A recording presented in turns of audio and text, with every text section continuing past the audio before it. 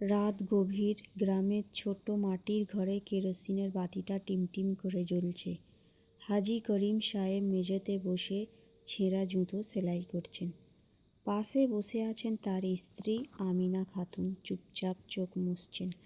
তাদের একমাত্র ছেলে রাশেদ। শহরে পড়াশোনা করে রাশেদের জন্যই আজই এই বয়সে বাবা রাত জেগে কাজ করেন। মা নিজের অংশের খাবার ছেলের জন্য তুলে রাখেন। একদিন রাশেদ ছুটিতে বাড়ি এলো, দামি জামা, হাতে মোবাইল। মা হাসি মুখে বললেন, বাবা নামাজ পড়েছ তো? রাশেদ বিরক্ত হয়ে বলল, এসব পরে হবে মা, এখন সময় নেই।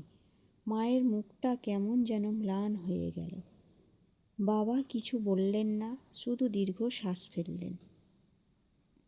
সেই রাতে বাবা ফজরের আজানের আগে উঠে নামাজে দাঁড়ালেন।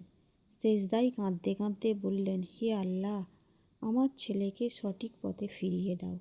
আমি না থাকলেও সে যেন ঈমান না হারায়। কয়েকদিন পর শহরে ফিরে রাশেদ হঠাৎ এক ভয়ঙ্কর দুর্ঘটনায় পড়ে।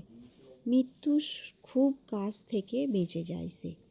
হাসপাতালে বিছানায় শুয়ে রাশেদের মনে পড়ে যায় মায়ের সেই প্রশ্ন, বাবার নীরব চোখ আর ফজরের আজানের শব্দ। চোখ দিয়ে অঝরে পানি ঝরে আর সে ফিসফিস করে বলে, আল্লাহ আমাকে মাফ করে দাও আর আমার মা বাবাকেও মাফ করে দাও।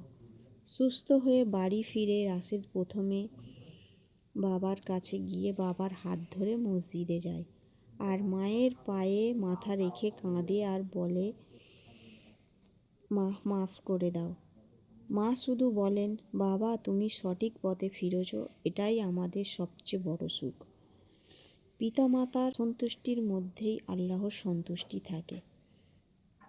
শিক্ষা, মা বাবার কষ্ট অবহেলা করলে দুনিয়া ও আখেরাত দুটোই অন্ধকার হয়।